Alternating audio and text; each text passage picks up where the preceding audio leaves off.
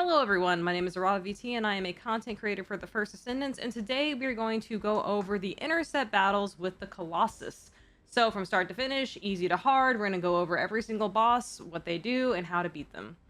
In order to start the boss battles, you can do this one of two ways. In Albion, you can go over to Seneca, and you can talk to him here, and you can bring up the menu, normal battles or hard battles, or an easier way, which you can do from anywhere in the world. Press G to go to your world map, go to the bottom left hand side, and voila. Void intercept battles normal, void intercept battles hard. So you can do this from anywhere, you don't have to visit Seneca, but there you go. Once you visit Seneca, you can go into the void battle and select the Colossus you'd like to battle. So basically, if you click on the Gravewalker, it will tell you everything about this Colossus. It will tell you its weak point type, which type of guns it's weak to. It will tell you the attribute that it attacks with. It will tell you the resistances that it is weak to. And it will tell you the recommended resistance that you should have on your gear before you fight this boss. Colossus bosses do their damage through abilities. So that means you need resistances in order to survive. Defense helps with basic hits. It helps mitigate some of the damage, but a lot of their abilities are attribute based. So you will need some resistances if you find yourself dying to a lot of things on the floor. The first page tells you which pieces of the boss can be removed by shooting them. The second page tells you which ones are removable. The third page tells you which ones are destructible when they're enraged, okay, frenzied.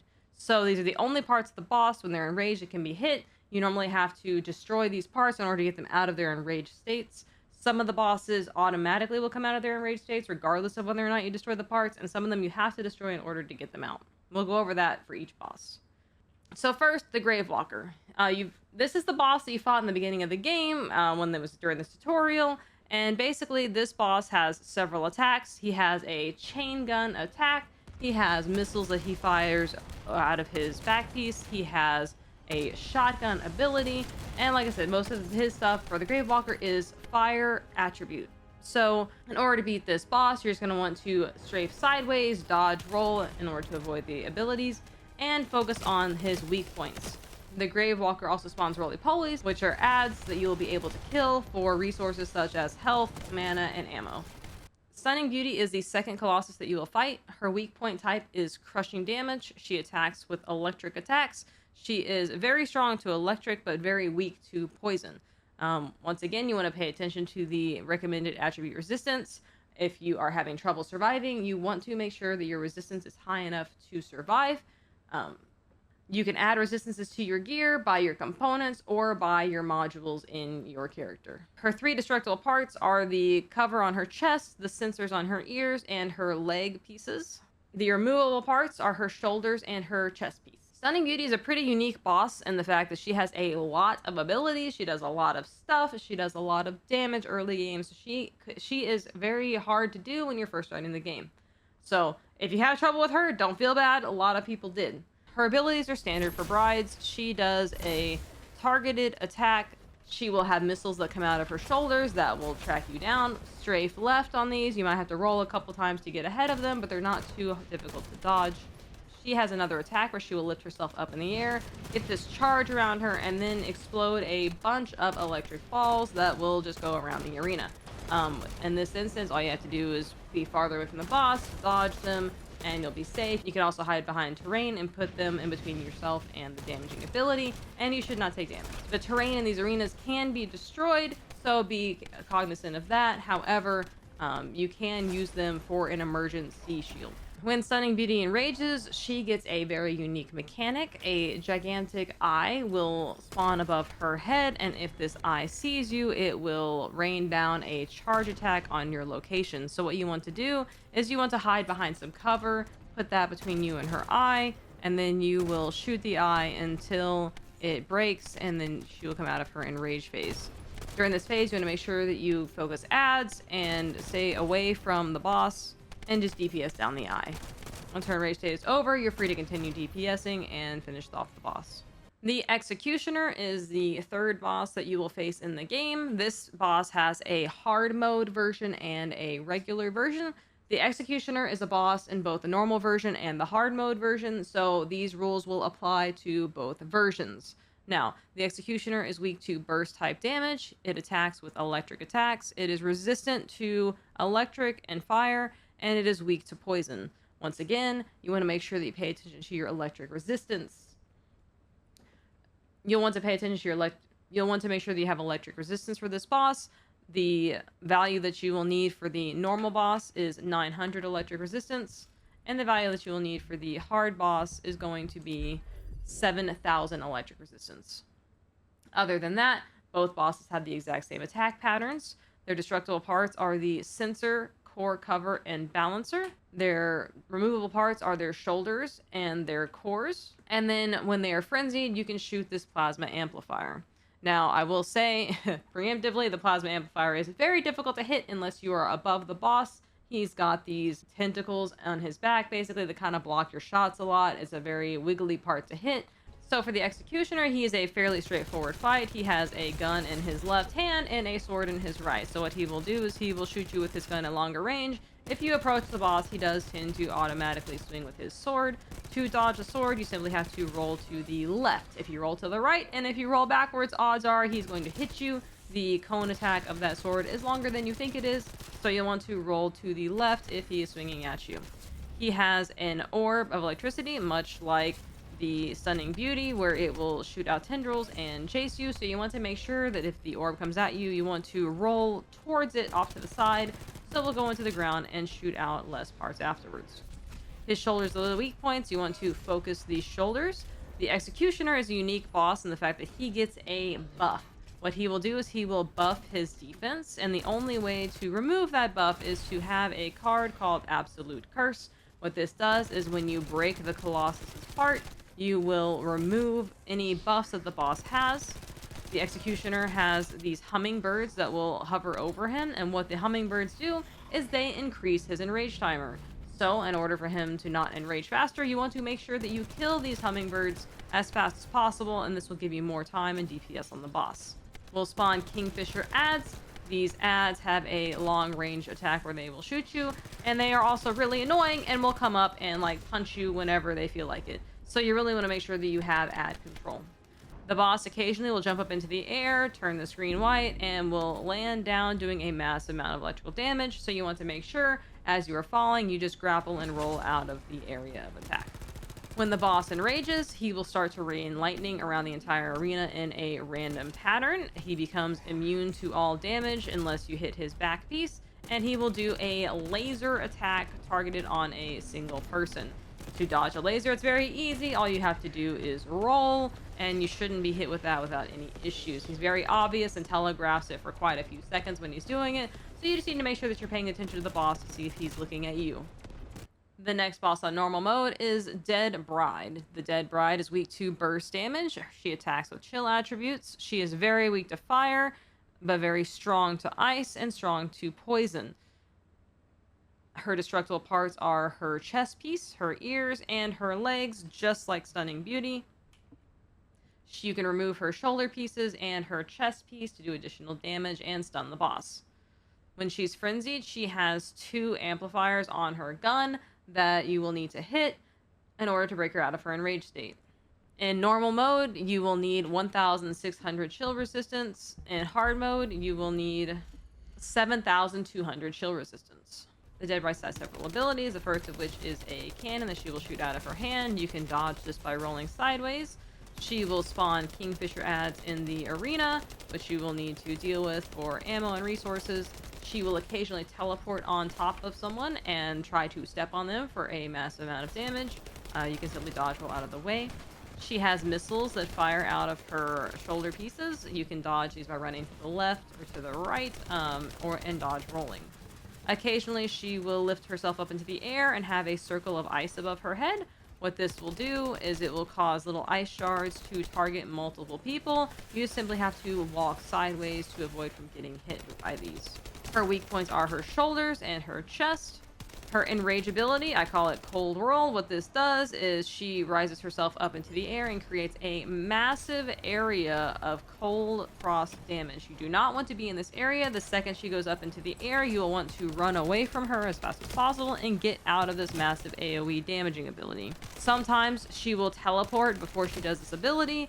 However, the second she starts to lift in the air, you do want to run very far away. Once she enrages, her only weak parts are on her gun, so you will have to hit those in order to knock her out of her enraged state.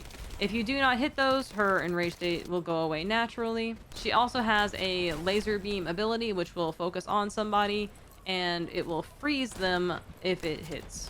So you want to make sure to dodge roll out of the way of this. Once she's out of her enraged state, you just go ahead and continue the fight, once again targeting her weak points.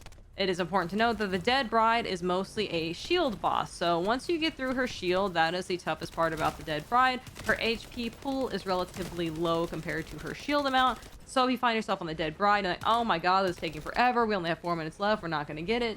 Chances are, once you get through the shield, it is much easier and you will probably go ahead and get the boss down. So don't give up.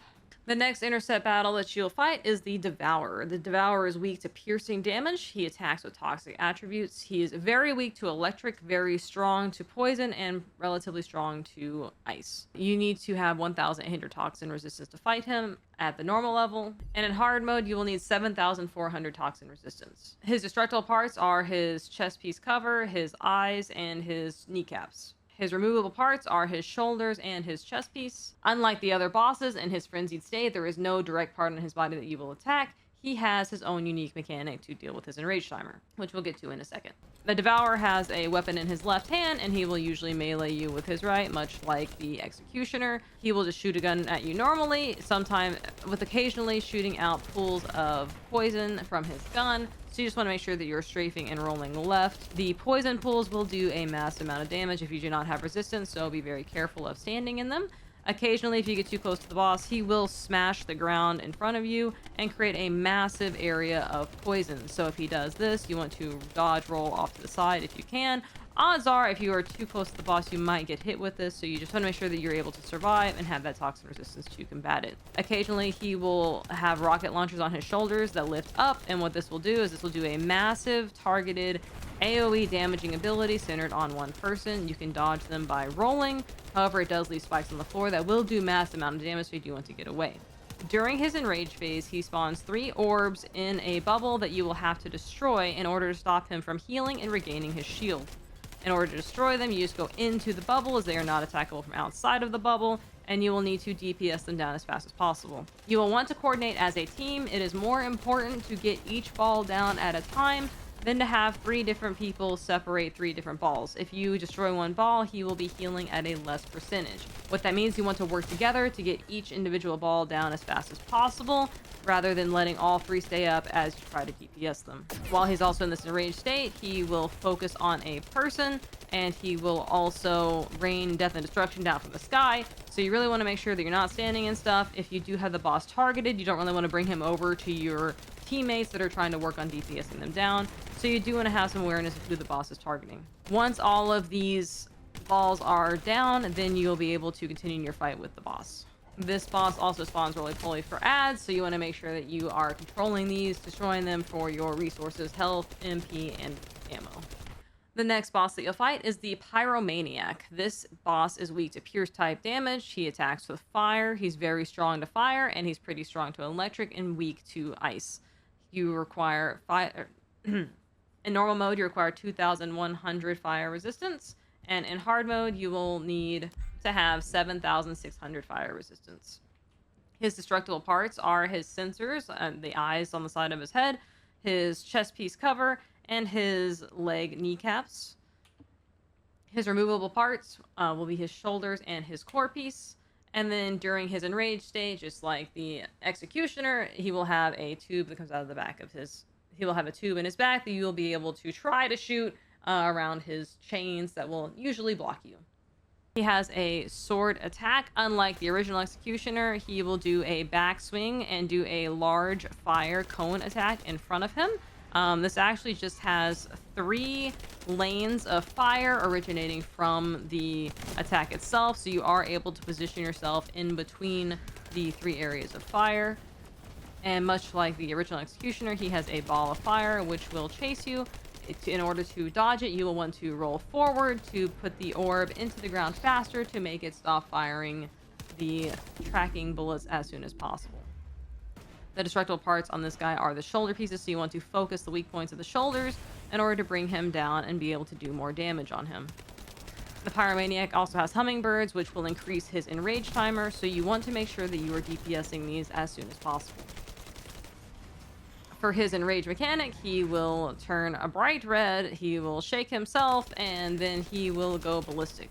He will jump into the air, smash onto the ground, doing massive amounts of fire damage. He will have a massive laser beam that comes out of his gun, and it will do a massive AoE, as well as a targeted fire attack that you can dodge just by simply rolling to the left or the right. Once again, he telegraphs it pretty simply, so you just have to make sure that you're paying attention to the boss so you do not get struck by this. After he enrages, he will start to spawn chains randomly on the map.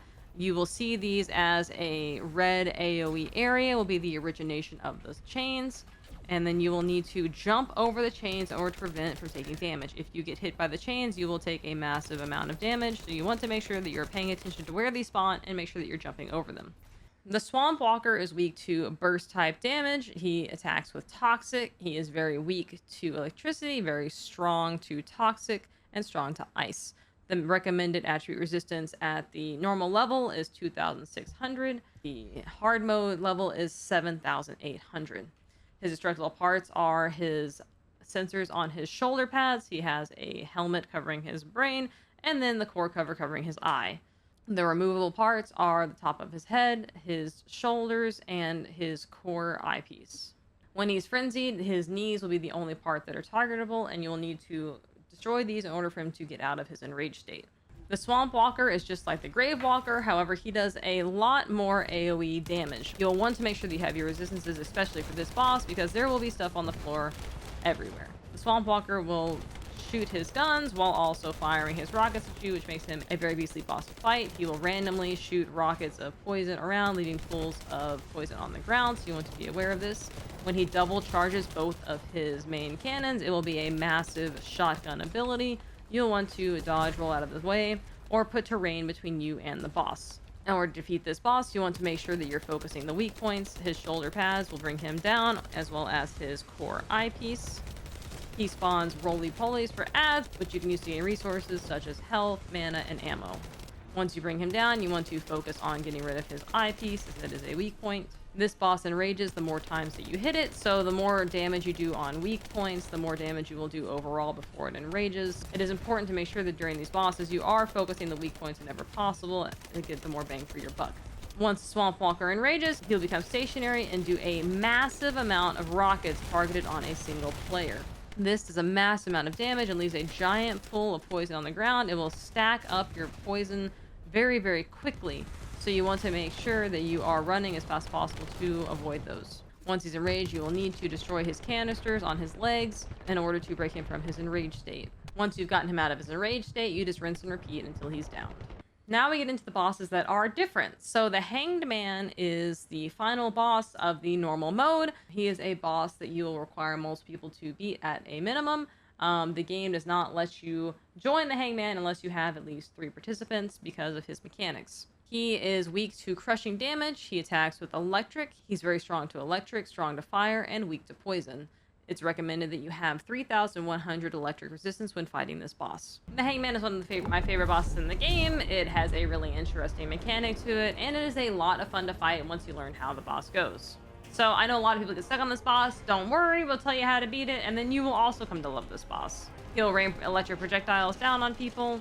You can use shields to block this or just dodge it. He also does electric missiles, which will leave electricity in the air. You want to make sure that you are not being hit by that, and it will linger. If the energy gets too high in these canisters, the boss will initiate a rage wipe mechanic, which you will be unable to stop. So you want to make sure that when the energy gets really close to being at the top, someone needs to grab the cube out of the holder and start running with it. Occasionally, he will shoot out electric balls. You can just trail these if you'd like to. You can make them turn in on themselves, and they will break. He also spawns Kingfisher ads. You will need to deal with these as they will hurt your DPS and can be detrimental during his enraged state. Once he gets closer to enraging, he will begin to rain electricity down around the entire battlefield. So you want to make sure that you stay out of the AoE areas. Once the tube gets too high, you will need to grab it, and then you will start to run with it. This will make him enraged. He will no longer be targetable except for the canister in his mouth. So what needs to happen is your DPS will need to group up together, and they will need to DPS the corm in the mouth of the boss in order to make the canisters empty.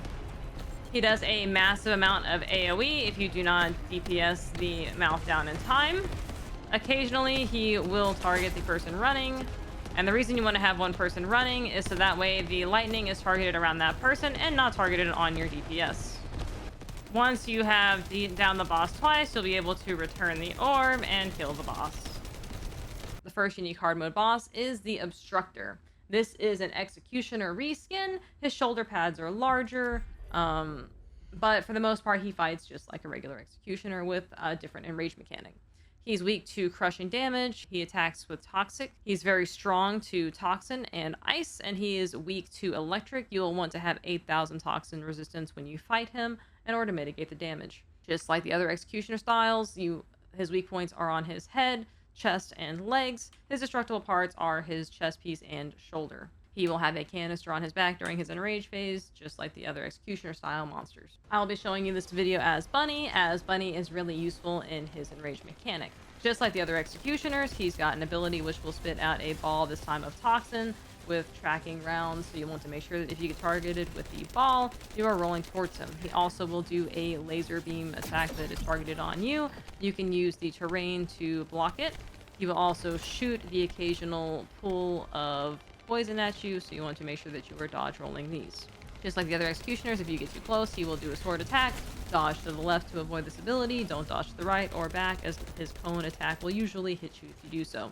His weak points are his very large shoulder pads and his chest piece, so you want to focus your DPS on those. His enrage mechanic is a cube, which will be centered around one person, so you want to make sure that you are DPSing the cube down as soon as possible in order to prevent his enrage. Once he is enraged, he will jump into the air and summon portals around the arena. The more times he enrages, the more portals he will summon. He summons 2, then 3, then 4 portals. These portals will spawn balls that if they hit the boss, too many of them will cause him to do an entire raid wipe mechanic. As Bunny, if you max out your range of your ability, it is relatively easy to destroy all of the floating orbs. You may have to jump up a bit. You can use the pillars to help get you up in the air. If you have mid-air maneuvering, this is a great grappling hook for Bunny. I personally don't have that, so I just deal with it by jumping around and using the pillars. Once all of the balls out of the portals are destroyed, then you will be able to continue fighting the boss as normal. Once again, as this fight goes on longer, he spawns more and more portals, which causes more and more balls to spawn in the air, and you will need to DPS them down. You do not have to have a Bunny in this fight. You can do this with guns. Tamers are especially useful here. However, a Bunny can make this easier. I will say, once again, it's Bunny. You want to make sure that you are stacking your resistances, as a lot of his abilities will hit you even if you're running at the speed of light. The next boss in hard mode is the Frostwalker. Here is the real wall to pugs in hard mode. He is a very difficult boss to beat. He requires a lot of team coordination, and you have to pay attention when you're on the battlefield. He is weak to piercing damage. He has chill attacks. He's resistant to chill and poison, and is very weak to fire. You'll want to have 8,200 chill resistance for this guy, as he does a lot of chill damage. Just like any of the other walker types, his shoulder pads, helmet, and eyepiece are destructible. His shell, brain, and core is removable. During his enrage phase, the only parts that can be broken are his knees, and you will need to destroy these in order to get him out of his enraged state. Communication is really key for this boss. Like I said, you want to make sure that you designate someone to run the orbs. You want to make sure that everyone else is working on damaging the boss and the weak points, focusing only the weak points. If you are a rocket delay, no offense, your damage is great, but be really careful with how you use your abilities, because if you are damaging non-weak points, you will force the boss to enrage faster, which makes it more difficult to destroy the weak points, which means you're not going to get the fire, which means you're not going to survive the raid wipe mechanic. So you really want to make sure that as you're fighting this boss, you are focusing on breaking all of those weak points to get maximum fire. This being said, as your DPS, it is a responsibility to make sure that you are not accidentally grabbing fires that are located around the map. So you will need to have map and situational awareness to make sure that you are not grabbing things you shouldn't be and causing the raid wipe. It's important to note that as you're doing this fight, the embers do not disappear, they stay on the map. So you can destroy the weak points as much as you want, as fast as you want, just make sure that you're not inadvertently grabbing them. When you're grabbing the fire does have a duration, so you want to make sure that you are not grabbing the fire until about 20 seconds before the raid wipe mechanic. The raid wipe mechanics are at 7:30 The next time he does his raid white mechanic will be at 4 minutes and 20 seconds. Just like the other walker types, he has 2 guns on his hands, and he will shoot missiles from his shoulders. He does massive cold damage, and he will chill you. If you get too many stacks of this cold damage, you will be frozen in place, and you will take extra damage. These chill stacks will slow you down, so you want to make sure to try to avoid getting hit with them as much as possible. For this boss, you need to focus his weak points. He enrages by taking damage very easily, so you want to make sure that you are only focusing the weak points. In order to survive this boss's raid white mechanics, you must destroy weak points to create flames around the battlefield. His headpieces will drop 4 flames per, his shoulder pads will drop 2 flames per, and his eye will drop 1 flame. So you want to make sure that you have people on top of these pillars. They will be able to shoot down upon the boss and break his vulnerable spots on top of his brain, which will give you the most flames. When these flames come down, they will show up anywhere on the battlefield, so you want to make sure that you have one dedicated person for going around and grabbing these flames. What this dedicated person needs to do is not be hit by the boss's abilities. If they gain the frost debuff and they are hit by the boss's abilities, the flames will only remove the debuff and not stack on the person. So you need to make sure that your runner is safe from the boss's attacks. These flames can also drop from minions, so if you don't break enough of the parts on the boss, you may be able to subsidize the amount that you need, which is 6 per rage mechanic, onto the boss. The boss has a set time in which he will do his raid white mechanics. So at 7 minutes and 20 seconds is the first time you will have his raid wipe ability. So at that time, someone needs to have collected 6 of the flames, and you will all gather around that person, and then you will be protected from the raid white mechanic. If for some reason you are not next to the person, that is okay. They can still run over to you in time to save you from the ability. But once again, it's easier to stack on the player that has the flames. When he enrages, unlike the Swamp Walker and the other walkers before him, he does not stay stationary. In fact, he's a mad lad and runs around, and it is really annoying to fight. So really, the only time you're going to be able to feasibly hit his legs is when he pauses to charge up his weapons, and is focus firing one person. So you want to make the best way to deal with this is you want to make sure that you have a pattern around the boss where everybody is kind of taking a different side to allow you to shoot him from all angles when you're able to. You still want to try to hit the canisters. You may get lucky, especially if you get kind of closer to the boss. But he is very difficult to hit while moving, and the best way to really do it is when he stops to charge his attacks. The last boss, and arguably way easier than the Frostwalker, is the Molten Fortress. He is weak to crushing type damage, he attacks with fire, he's resistant to fire and electric, and he is weak to ice. You'll want to have about 8,400 resistance for this guy, but he is a giant turtle and he's cool. He's got several breakable parts on his shell and his face, as well as removable parts for his armor and his front piece. This boss's attacks are pretty straightforward. He has several missiles that will come out of his back. He has a front-facing laser that will target a player, and he will leave pools of lava on the ground as he walks around to deal massive AoE damage. When you stun him, he will have a protrusion that you will then be able to hit and do massive amounts of damage. This boss enrages based on how many times you hit him, so you want to make sure that you are focusing the weak points for maximum damage, and to get his enrage timer up as little as possible. He will spawn roly-poly ads, which you will be able to kill for resources such as HP, mana, and ammo. Occasionally, he will spawn gigantic pillars of lava. This will be shown on the map as giant red areas. They do massive amounts of damage, so you will need to keep an eye on these as you are doing the boss. Once he enrages, he will dive into the floor, go to the center of the arena, and spawn a giant pool of lava in the center. He will have towers around the edge that you will need to activate in order to get him out of his enraged state. It is important to note that the fireballs come out of his back will target the towers. If too many fireballs hit the towers, they will be reset, and you will have to start over. So as you are DPSing the towers, you will want to make sure that you are destroying the balls before they hit the towers to prevent them from going offline. The best way to handle this as a team is to make sure that you are all spread out the arena. You will want to each grab 1 or 2 towers and make sure that they are all pointing to the right direction with their arrows. This will let them all link up and prevent the rage mechanic. And here you can see, once too many balls hit the tower, it will turn red and you will have to start all the way over again. You want to make sure that once your towers are online, you want to protect them as much as possible. Work with your teammates to coordinate and make sure that all the towers are protected. You can do this by either having 3 people just focus on shooting the balls and 1 person focus on running around doing the towers. You can do this by just having 2 people, people grabbing 1 or 2 towers each, and then everybody focusing the balls. You just want to make sure that you are eliminating as many as possible. It's important to note that also not all of these balls will hit towers, so you want to make sure that you are only really focusing on the ones that will be impacting the tower and just dodging the other ones. Once all of the pillars are linked up, the boss will come out of his enraged state and you're free to DPS the boss and continue on. Odds are at this point in the game, hopefully your DPS, you'll only have to do this 1 or 2 times in order to complete the boss fight. Once again, much easier than Frostwalker. Don't worry guys, he's not too bad. Thank you guys so much for watching. I hope that this boss guide helps you. Tell your friends if you're struggling. Trust me, you can do it. You can do it. It's really not that bad. These mechanics are very, very simple compared to other games. It just requires a little bit of coordination and a little bit more education in the community.